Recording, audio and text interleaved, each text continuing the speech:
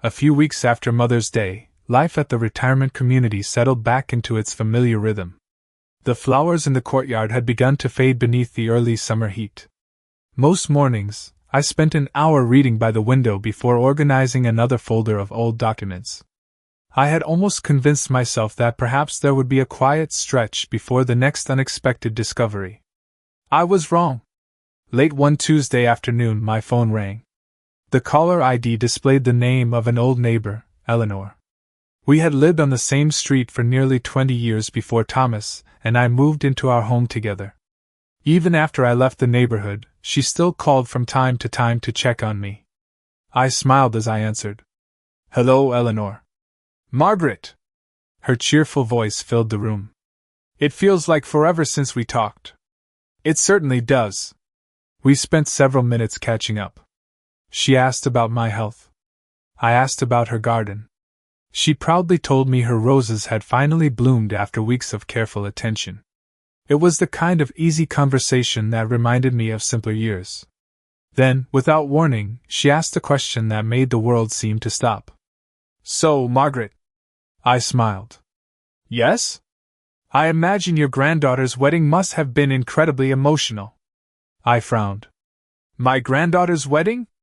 There was a brief pause. "Yes. I'm sure you cried." I felt my fingers tighten around the phone. "I'm sorry, Eleanor. I don't think I understand." Another silence followed. This one was different. Longer. More uncertain. Finally, she spoke again, her cheerful tone replaced by quiet confusion. "Wait. You mean you weren't there?" My heart began to pound. "There was a wedding?" The words barely left my mouth. "Oh." She stopped speaking. I could almost hear her trying to make sense of what I had just said. I'm so sorry, Margaret." "What wedding?" I asked gently. "My granddaughter's wedding. The one from a few weeks ago." "I assumed." Her voice trailed off. "I assumed you already knew." I looked straight ahead at the empty wall across from my chair. The room suddenly felt much quieter than before. "What are you talking about?" Eleanor hesitated. "I saw photographs. They were beautiful. The whole family looked so happy." She paused again. "I thought you were there." I didn't answer. Because I couldn't. My mind searched desperately through recent memories. Birthdays. Mother's Day. Doctor's appointments. Family phone calls. Nothing. No invitation. No conversation. No mention of a wedding. Not even a hint that one had been planned. Eleanor spoke softly. "Margaret! Didn't anyone tell you?" I closed my eyes. "No." The word came out almost as a whisper. "No one did." Either of us spoke for several long seconds. Finally, Eleanor sighed. "I'm terribly sorry. I never would have mentioned it if I'd known." "I know. This isn't your fault." She apologized again before we ended the call. When I gently placed the phone back on its cradle, I remained perfectly still. The afternoon sunlight streamed through my window. Outside, a few residents laughed as they walked through the courtyard. Life continued exactly as it had only minutes earlier. Yet something inside me had shifted. I wasn't thinking about a wedding reception, or flowers, or photographs. I was thinking about a grandmother who had learned, by accident, that one of the most important days in her family's life had already come and gone. Not because she chose not to attend. Not because she had been too ill to travel. Not because of an unavoidable emergency. But because she had never even known it was happening. For years I had accepted missed dinners. Postponed holidays. Cancelled visits. I told myself families become busy. Schedules become complicated. Life moves quickly. This felt different. A wedding isn't planned overnight. Dates are chosen months in advance. Venues are reserved. Invitations are mailed. Families prepare together. Somewhere during all of those months, countless conversations must have taken place. Plans must have been made. Guests must have been contacted. Yet somehow, my name had never entered the conversation. Or if it had, it never reached me. I walked slowly to my desk and opened my blue notebook. For a long time, I couldn't bring myself to write. Finally, beneath the day's date, I recorded only what I knew. Received a phone call from Eleanor. Learned there had been a family wedding several weeks ago. I had no prior knowledge of the event. I stopped there. The facts alone were painful enough. As I closed the notebook, one thought echoed quietly through my mind. This was the first time I realized I had missed one of the most important days in my family's life. Not because I didn't want to be there, but because I was never given the chance.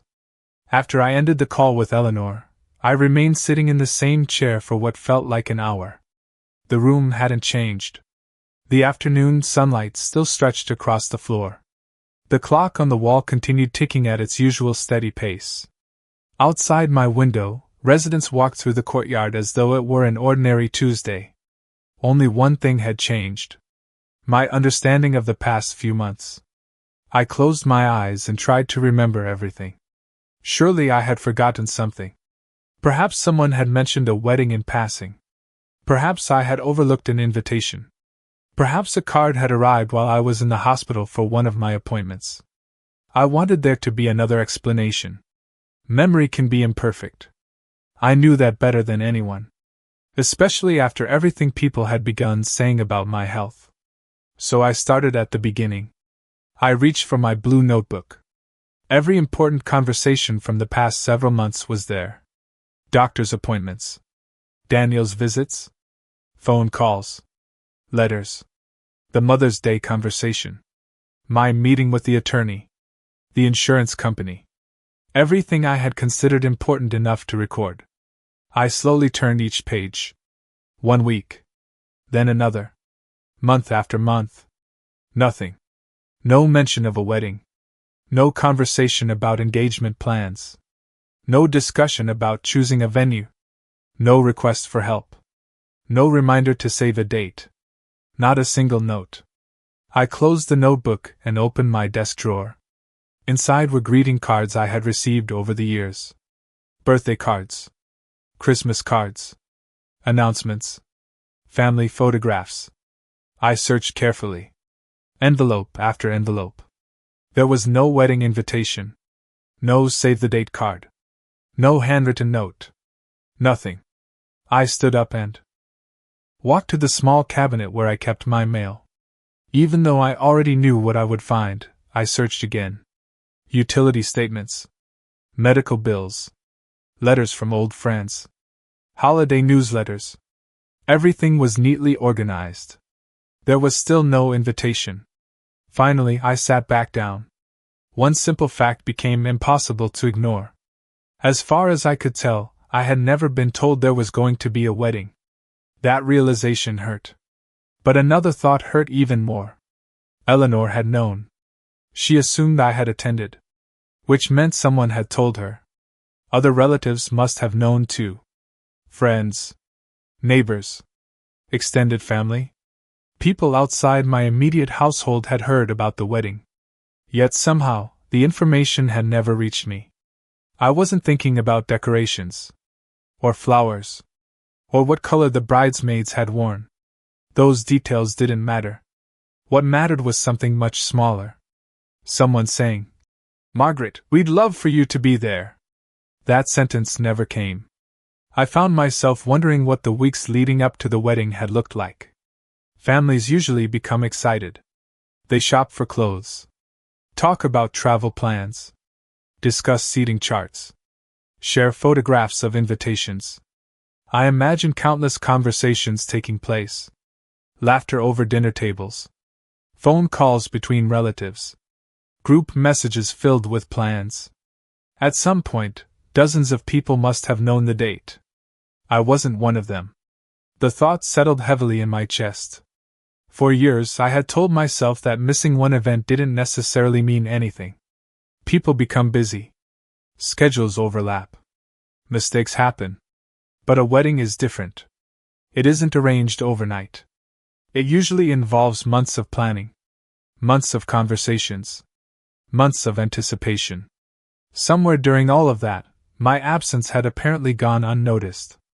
Or perhaps it had been noticed, and everyone assumed someone else had already spoken to me. I didn't know which possibility was more painful. I refused to guess. Guessing had never helped me before. I only knew what I could confirm. No invitation had arrived. No phone call had come. No family member had mentioned the date. Those were facts. Everything else remained unanswered. I walked over to my bookshelf and picked up another old family photograph. This one had been taken at a wedding many years earlier. Daniel was still in college. Thomas stood proudly beside me. The whole family had gathered to celebrate one joyful afternoon. Looking at that picture, I remembered how weddings once brought everyone together. Not just the bride and groom. The entire family. Grandparents. Aunts. Uncles. Cousins. Children running between tables. Laughter echoing across dance floors. Weddings were never only about two people. They reminded families that they belonged to one another. I placed the photograph back on the shelf. Then I opened my notebook once more. This time, I didn't write a long paragraph. Only a single sentence. Everyone else seemed to know there was a wedding. I was the only one who didn't. I stared at the words for several moments. They looked simple on the page. Almost ordinary. Yet they described one of the loneliest realizations I had experienced since this journey began. Being left out of a conversation is painful. Being the only person who never knew the conversation existed is something else entirely. As evening settled outside my window, I quietly closed the notebook. I still didn't know why no one had told me. Perhaps there was an explanation I hadn't yet discovered. Perhaps there had been a misunderstanding somewhere along the way. I wasn't ready to decide. Not without evidence. But one truth no longer required any investigation. A wedding had taken place. The people I loved had gathered to celebrate one of the most important days in our family's life. And while everyone else was making memories together, I had been sitting alone, completely unaware that the celebration was even happening. The morning after Eleanor's phone call, I knew I couldn't simply let the questions sit unanswered. Not because I wanted an argument. Not because I wanted someone to apologize. I wanted to understand. Over the past several months, I had learned something important. When people tell different versions of the same story, the most revealing part is often not the disagreement itself. It's how confidently each person believes their own version. I waited until after breakfast. Daniel was usually less busy before his afternoon meetings. I picked up my phone and called him. He answered after the second ring. "Hi, Mom. Good morning, sweetheart. Everything okay?" "I think so." He immediately sounded concerned. "Are you feeling all right?" "I'm fine. I just wanted to ask you something." "Of course." There was a brief pause. I chose my words carefully. "Daniel." "Yes? Why didn't I know about your niece's wedding?" Silence. Not long. Only a second or two. But long enough for me to notice. Then he answered. "Oh." His voice carried surprise. Not the surprise of someone caught doing something wrong. The surprise of someone who suddenly realized another person understood the situation differently. "I thought you knew." "So did I. Until yesterday." He sighed softly. "I'm sorry, Mom. I honestly thought." His voice faded. "What did you think?" "I thought you didn't want to go." The words landed gently. Almost casually. As though he were stating something obvious. I frowned. "You thought I didn't want to attend my granddaughter's wedding?" "Well..." He hesitated. "I remember you saying your health wasn't good enough." I sat perfectly still. "I said that?" "I thought so." I searched my memory. Every doctor's appointment. Every conversation. Every visit. No matter how hard I tried, I couldn't remember ever saying those words. I spoke quietly. "Daniel. I don't remember saying that." He sounded uncertain now. "I could have sworn." Then he stopped. I waited. Finally, he continued. "I just remember everyone thinking it would be too difficult for you." "Everyone?" Yes. I leaned back in my chair. What do you mean by everyone? I don't know. He sounded genuinely puzzled. It was just, understood. By whom? Another silence. Then he answered slowly. I guess. I thought everyone believed you wanted to stay at the retirement community. Wanted to stay? Yes. So no one asked me? His voice caught. I don't know. I closed my eyes. The room around me disappeared for a moment. One sentence echoed over and over in my mind. I thought you didn't want to go. Not because I had said it. Because someone believed I had. I asked him one more question. Daniel. Yes? Do you remember me ever telling you that I didn't want to attend family weddings? No. Do you remember me saying I didn't want to celebrate important family events? No. What about telling you I wanted to miss one of the happiest days of my granddaughter's life? No. His answer came immediately. Without hesitation. I took a slow breath. Then why did you believe I wouldn't want to be there? This time, the silence lasted much longer. I could almost hear him thinking. Trying to retrace memories that no longer fit together. Finally, he spoke. I honestly don't know. His voice sounded different now. Quieter. Less certain. I just remember believing that was what you wanted. What made you believe that? He stopped again. I can't remember. Those 4 words carried more weight than either of us expected. Because for years, Daniel always had an explanation. Always a reason. Always a confident answer. Now, certainty had begun to disappear. He wasn't arguing with me. He wasn't accusing me of forgetting. He simply sounded confused. I thought your health made traveling too difficult. My health has never stopped me from attending family events. I know. I think I know. His uncertainty grew more obvious with every sentence. I kept my voice calm. I've never told anyone that I wanted to stay away from my family. I believe you. Those words surprised me. Not because he said them. Because of how quickly he did. Years ago, he might have defended his memory. This time, he didn't. Instead, he sounded as though he were questioning it himself. I'm sorry, Mom. I really believe that's what you wanted. I know you believe that. He didn't answer. For several seconds neither of us spoke. Then I asked one final question. Who first told you I didn't want to come? I wasn't asking to accuse anyone. I genuinely wanted to know how that idea had begun. Daniel didn't answer right away. When he finally spoke, his voice had become almost a whisper. I don't remember. I wish I did. He paused. I remember hearing it so many times that eventually. It felt true. Those words stayed with me long after our conversation ended. We said goodbye. We told each other we loved one another. Then I gently placed the phone back on the table. I didn't feel angry. I felt something else. For the first time, I realized Daniel wasn't simply repeating facts.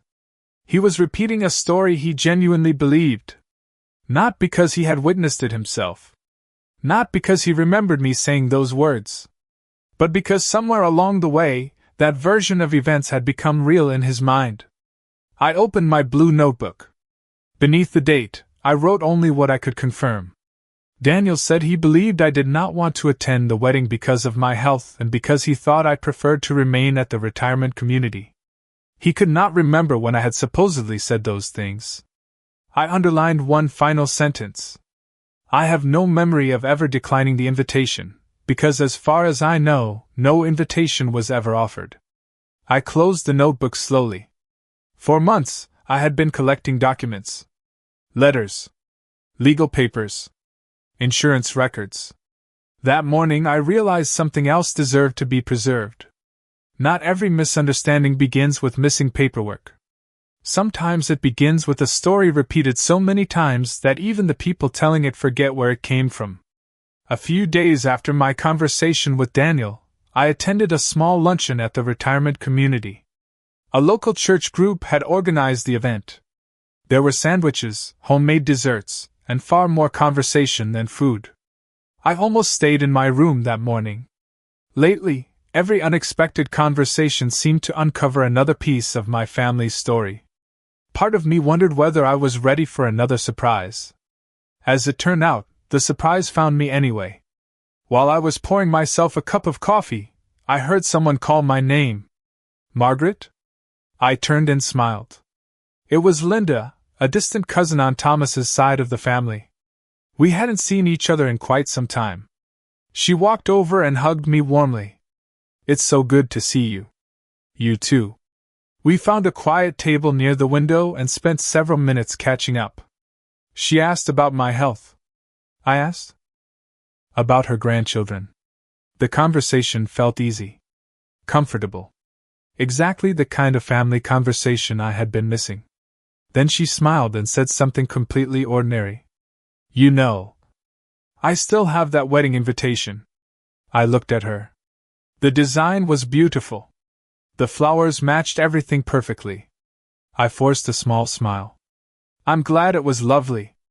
It really was. She laughed softly. I told my husband I almost kept it as a souvenir. She took another sip of coffee before adding, Vanessa really thought of every little detail. Something about that sentence caught my attention. I waited until she finished speaking before asking quietly, Vanessa planned the invitations? Oh, yes.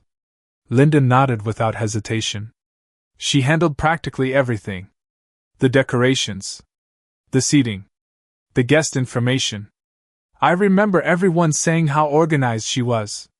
I listened carefully. So she was coordinating the guest list too? As far as I know. Linda smiled. She wanted everything to be accurate. I remember her saying she didn't want any confusion. The words settled quietly in my mind. No confusion. I repeated them silently. What do you mean? I asked. Linda shrugged. Oh, nothing unusual. She just said she preferred to manage the invitations herself. She wanted to make sure everyone received the correct information. I nodded slowly. I see. Linda continued without noticing how carefully I was listening. Honestly, she did a wonderful job. Weddings are so complicated. There are addresses to confirm. People moving. Last-minute changes. I don't envy anyone who has to organize all of that. I can imagine. Everything she said sounded perfectly reasonable. Anyone who has ever planned a wedding knows how much coordination is involved. Guest lists change. Addresses need updating. Invitations are tracked carefully. Nothing she described sounded unusual. Still, one question quietly formed in my mind. I asked it as gently as I could. Do you happen to know who decided who would receive invitations? Linda thought for a moment. I'm not completely sure.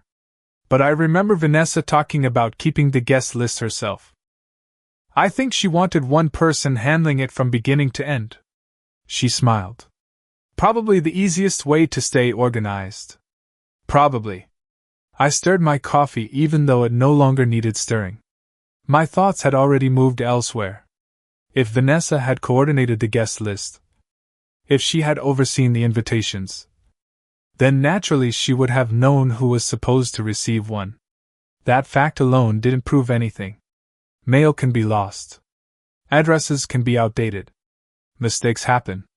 I reminded myself of all those possibilities. They were real. They deserved consideration. I refused to dismiss them simply because they were inconvenient. Linda reached into her handbag. I think I still have a picture of the invitation. She unlocked her phone and scrolled through several photographs before finding one. There it is. She handed me the phone. The invitation was elegant. Cream-colored paper. Simple gold lettering. Fresh flowers surrounding the names of the bride and groom. Everything looked carefully chosen. Thoughtfully prepared. I studied it for a moment before handing the phone back. It was beautiful. Wasn't it? She smiled proudly, as though she had helped create it herself. I've heard everyone had a wonderful time. So have I. Those 4 words carried more meaning than she realized. We finished our coffee and continued talking about other things. Her garden. upcoming family reunions, the unusually warm weather. By the time we said goodbye, she had no idea our conversation had answered one of my questions while creating another. Back in my room, I opened my blue notebook. Under the date, I wrote carefully. Linda said Vanessa coordinated the wedding invitations and managed the guest list. I stopped. That sentence was a fact because it reflected exactly what Linda had told me. Below it, I wrote another note. I did not receive an invitation. I looked at both sentences together. Then I set my pen down. The space between those two facts contained a question I could not yet answer. Was my missing invitation the result of an ordinary mistake? A mailing problem? An outdated address? Or was there another explanation I had not yet uncovered? I didn't know. And I refused to pretend otherwise. The evidence simply wasn't there. Not yet. I closed the notebook and rested my hand on its cover. Over the past several months, I had learned that the most important questions are often the ones that cannot be answered immediately. They require patience, careful listening, and the willingness to let the evidence speak before drawing conclusions. As I looked out my window that afternoon, one thought remained with me. If Vanessa truly managed every name on the guest list, then somewhere, at some point, a decision had been made about my invitation. I still didn't know what that decision was. But for the first time, I knew exactly where to keep looking. Later that week, I found myself thinking about the wedding again. Not because I wanted to. Because once you learn an important family event happened without you, your mind naturally begins searching for the moments you never had. What did the ceremony look like? Who was there? Did everyone seem happy? Those questions stayed with me until one quiet afternoon, when I sat down at the computer in the retirement community's library. I wasn't searching for evidence. I simply wanted to understand what I had missed. I typed my granddaughter's name into the search bar. It didn't take long. Several public photographs from the wedding appeared. Friends had shared them. Relatives had posted congratulations. The photographer had uploaded a small preview gallery. I clicked on the first image. There she was. My granddaughter. She looked beautiful. Her wedding dress was elegant without being extravagant. She wore the same warm smile she had as a little girl whenever she accomplished something that made her proud. For a moment, I forgot everything else. I smiled. She looked genuinely happy. Every grandmother hopes to see that smile on her granddaughter's wedding day. I only wished I had seen it in person. I clicked on the next photograph. The ceremony had taken place outdoors. Rows of white chairs faced a garden decorated with soft flowers. Sunlight filtered through tall trees behind the guests. It looked peaceful, simple, beautiful. Then another picture appeared. Daniel stood beside his niece. His suit was neatly pressed. His expression carried a mixture of pride and emotion. He was walking her toward the ceremony. I paused. He looked so much like Thomas in that moment. The same posture. The same gentle smile. For a second, I imagined how proud my husband would have been to witness it. Then I remembered. Neither of us had been there. I continued scrolling. There were photographs of cousins laughing together. Children dancing during the reception. Friends raising glasses during heartfelt speeches. The newly married couple cutting their cake. Every picture captured another memory being made. I wasn't jealous of those memories. I was grateful they existed. Families should celebrate life's happiest moments. They deserve photographs that will be treasured for generations. That wasn't what made my heart ache. The final image stopped me completely. It was a large family portrait. Everyone had gathered together after the ceremony. 3 generations stood shoulder to shoulder. Daniel and Vanessa stood near the center. The bride and groom smiled beside them. Aunts, uncles, cousins, children, grandparents from the other side of the family. Nearly everyone seemed to be there. I studied the picture carefully. Not because I expected to find myself in it. Because I wanted to understand what everyone else had seen. The photographer had arranged the group perfectly. Everyone fit naturally into the frame. No one appeared rushed. No one seemed out of place. It looked like the kind of family photograph that would eventually be framed and displayed in living rooms for years to come. I leaned closer to the screen. My eyes moved from one familiar face to another. I recognized almost everyone. People I had celebrated birthdays with. People who had shared holiday meals around my dining room table. People who had known me for decades. The photograph was full. Yet as I looked at it, something felt quietly incomplete. Not on the screen. Inside me.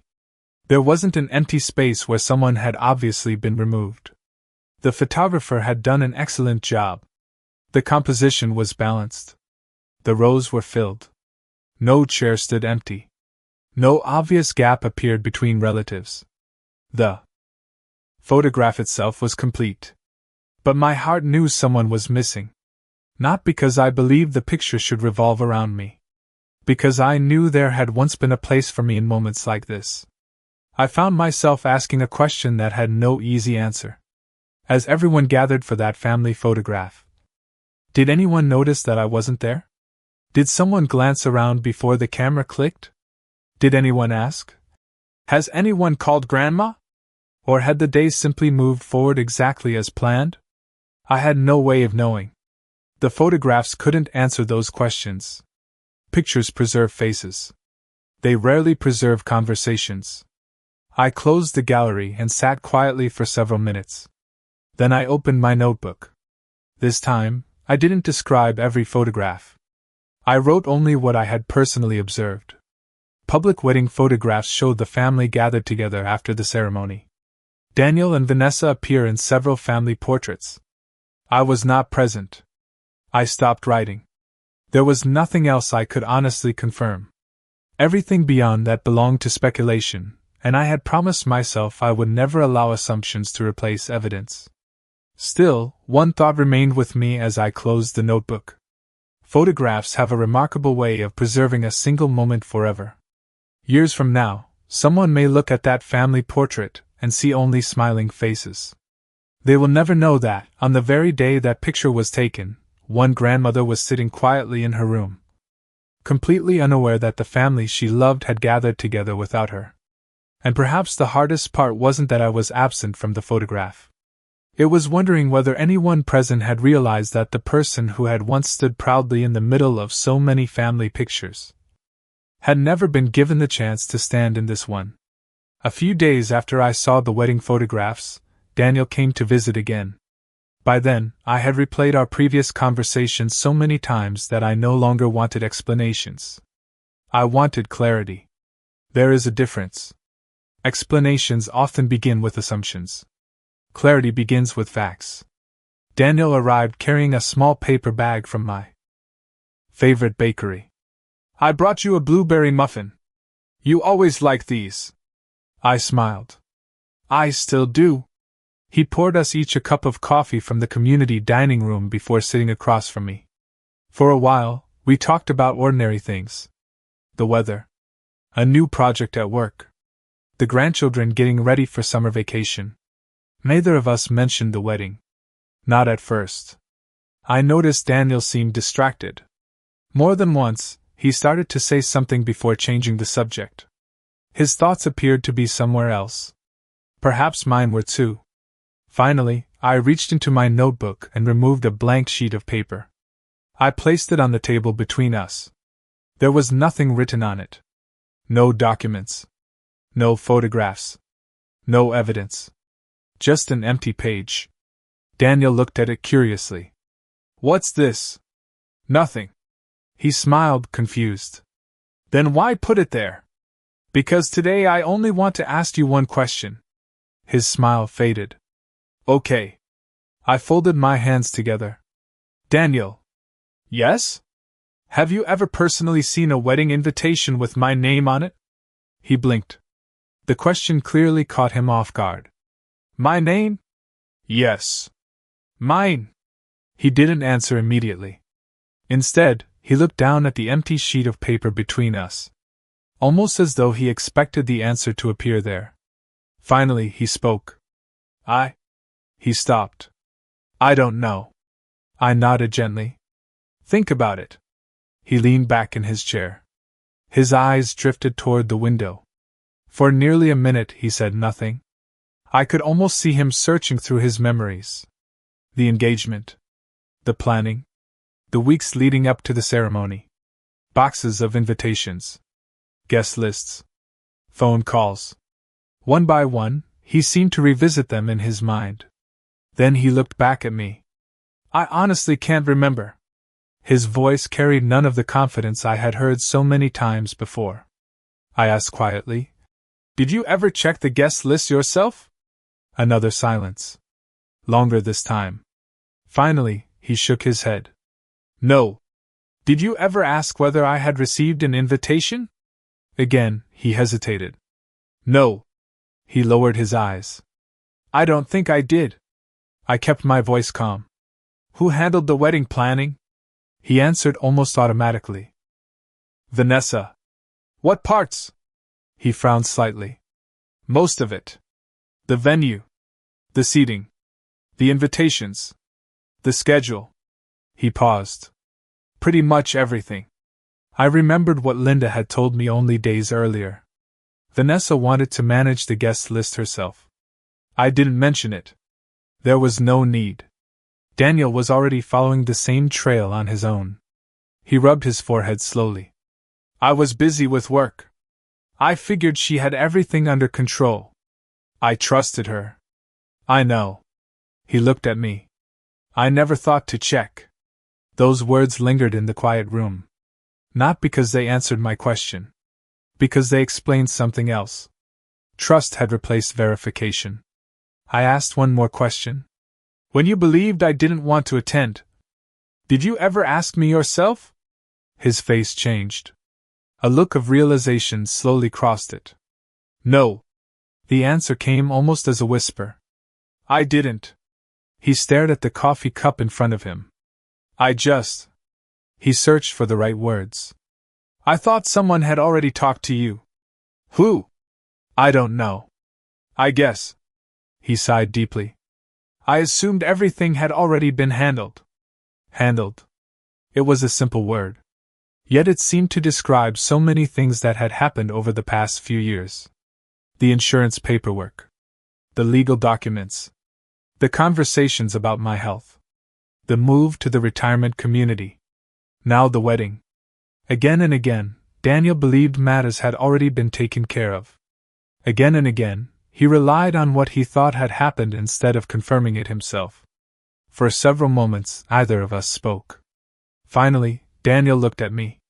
"I've never actually seen an invitation with your name on it." "I know." His eyebrows drew together. "I can't believe I never checked." His voice sounded less defensive than disappointed. "Not with me." With himself. He leaned back and covered his mouth with one hand. "I always thought I was helping." "I believe you. I thought I was making things easier." "I know." Those words mattered. Because they were true. Nothing in Daniel's expression suggested cruelty. What I saw instead was something much more complicated. A man beginning to recognize the difference between trusting someone and confirming the facts for himself. He stood and walked slowly toward the window. Outside, a few residents were tending flowers in the courtyard. He watched them silently. Then he spoke without turning around. "Mom." "Yes?" "What if—" He stopped. I waited. "What if I've been accepting things without ever asking enough questions?" The room fell quiet. I didn't answer immediately. Not because I didn't have an answer. Because I believed this was a question Daniel needed to explore on his own. Finally, I said softly, "Sometimes the hardest questions are the ones we realize we should have asked years ago." He nodded. Very slowly. When he turned back toward me, I noticed something different. The certainty that had once defined every explanation was gone. In its place stood something unfamiliar. Not guilt. Not anger. Doubt. Quiet. Uncomfortable. Necessary doubt. As he prepared to leave, he hugged me tightly. Longer than usual. Either of us spoke. Words no longer seemed important. After he walked out the door, I opened my notebook. I wrote only one sentence. Today, for the first time, Daniel questioned not what I remembered, but what he had never verified himself. I closed the notebook gently. For months, I had searched for documents, letters, records, photographs. That afternoon, I realized something else had begun to change. The questions were no longer mine alone. For the first time, my son had started asking them too. That night, after Daniel left, I sat quietly at my desk. The room was silent except for the familiar ticking of the clock. Over the past several months, that sound had become strangely comforting. It reminded me that time keeps moving, whether we are ready for it or not. I reached for my blue notebook. Its cover had begun to wear at the edges from being opened so often. When I first bought it, I imagined it would hold a few reminders. Doctor's appointments. Phone numbers. Important dates. Instead, it had become something much more important. It had become the place where I separated memories from facts. I turned to a clean page. For several moments, I simply stared at the blank paper. Then I began writing. The Lake House. I paused. That was where this journey had truly begun. A home Thomas had quietly purchased as a gift. A place I never knew existed until years after it was gone. Below that, I wrote another line. The retirement community. The move I once believed had been entirely my own decision. The conversations that slowly convinced me it was the only sensible choice. Another line. The dementia story. The whispers. The careful voices. People speaking to me as though someone had already decided what I was capable of remembering. Then came another. Thomas's will. A document prepared for me. A copy I should have received. A part of my husband's final wishes that remained unknown to me for years. I continued. The insurance money. Official records that told one story. My memories of what I had been told described another. Then I added Mother's Day. A weekend I believed everyone had been too busy. Only later did I learn the family had gathered together somewhere else. Finally, I wrote one more line. My granddaughter's wedding. The words looked heavier than the others. Perhaps because they represented something no legal document ever could. A family memory that had been created without me. I set my pen down. 7 entries. 7 different events. At first glance, they seemed unrelated. One involved property. Another involved healthcare. Another involved legal paperwork. Another centered on a family celebration. They belonged to different years. Different circumstances. Different conversations. Yet as I looked at the list, I found myself asking the same question I had asked so many times before. What connected them? For weeks, I believed the answer was money. The lake house. The will. The insurance policy. Those discoveries naturally led me toward financial questions. But weddings aren't about money. Neither is Mother's Day.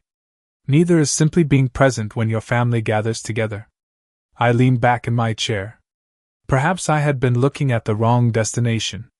Maybe the documents were only part of a much larger picture. I thought about every family photograph I had seen recently. The beach vacation. The wedding. The celebrations I learned about only after they had already happened. One realization quietly settled into my mind. When people stop expecting to see you, your absence slowly begins to feel normal.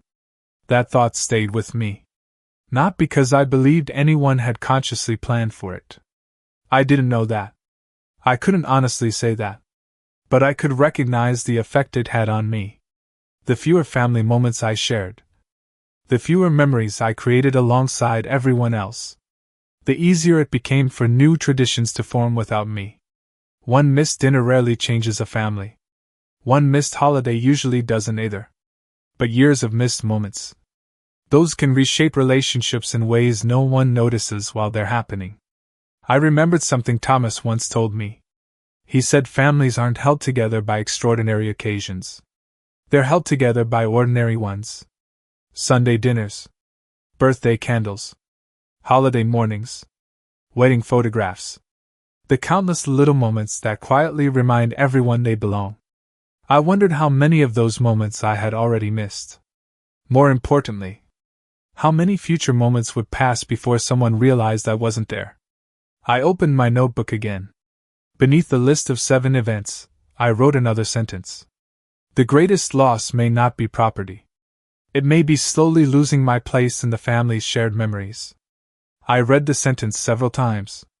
Then I underlined only one word. Slowly.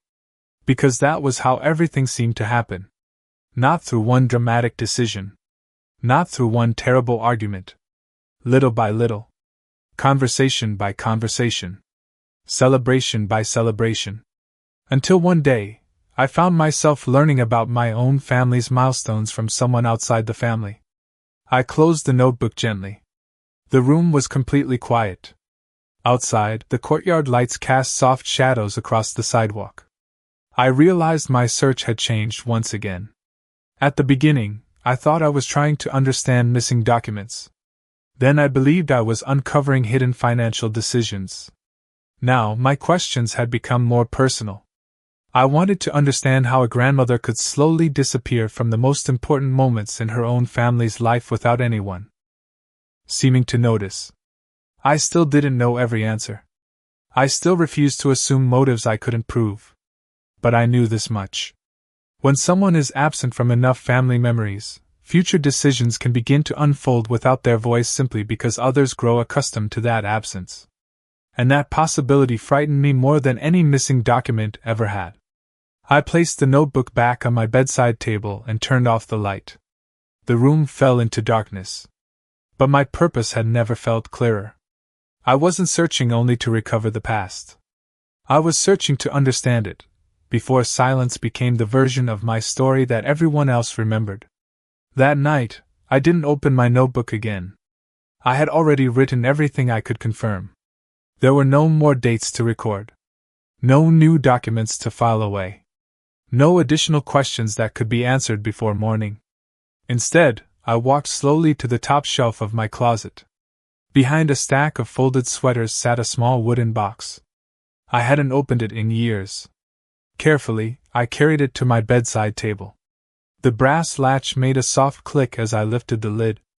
Inside, wrapped in white tissue paper, rested a pair of pearl earrings. They were simple. Elegant.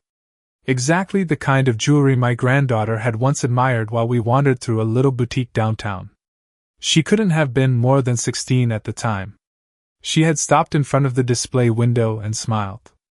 "Grandma," she said, "pearls never go out of style." I laughed. "No, sweetheart. They don't?" She had no idea that I remembered those words. Months later, when I happened to pass the same store again, I went inside and bought the earrings. Not because there was a special occasion at the time. Because I knew one day there would be. Every grandmother imagines certain moments long before they arrive. Graduations. First homes. Weddings. I bought those earrings believing that one day I would fasten them into her hands and tell her how proud I was of the woman she had become. I even imagined what I would say. I would tell her that pearls are formed slowly. That beauty often grows from patience. That the strongest families are built the same way. Those words remained only in my imagination. The tissue paper was still folded exactly as the jeweler had wrapped it.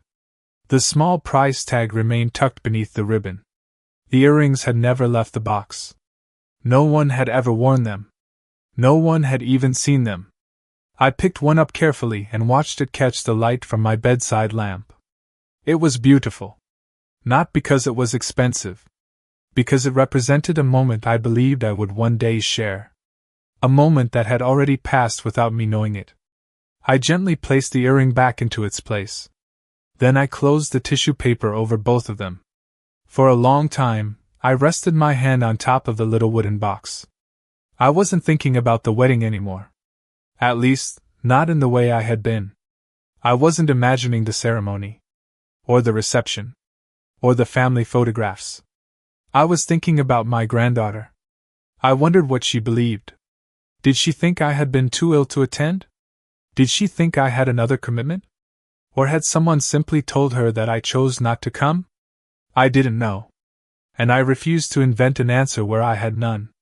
Still, the question lingered quietly in my heart. Children, and even grown grandchildren, often accept the explanations they are given by the adults they trust. If no one tells them another side of the story, they have little reason to question it. That thought saddened me more than the unopened gift. Because jewelry can wait. Lost moments cannot. I closed the wooden box and returned it to the shelf. Perhaps one day I would still give those earrings to my granddaughter. Perhaps I would tell her the story behind them. Or perhaps she would discover it herself years from now. I couldn't know. As I turned off the lamp, I whispered into the quiet room. Maybe the greatest pain isn't that I miss your wedding. My voice trembled slightly. Maybe it's that you could grow older believing your grandmother chose not to be there. The room fell silent. Outside, the summer night stretched peacefully beyond my window. I closed my eyes. For the first time since this journey began, I realized that the truth I was trying to protect wasn't only for me. It was for the generations who would one day look back on our family's story. Because memories shape families. And if the wrong memories take root, they can last far longer than any lie that first created them.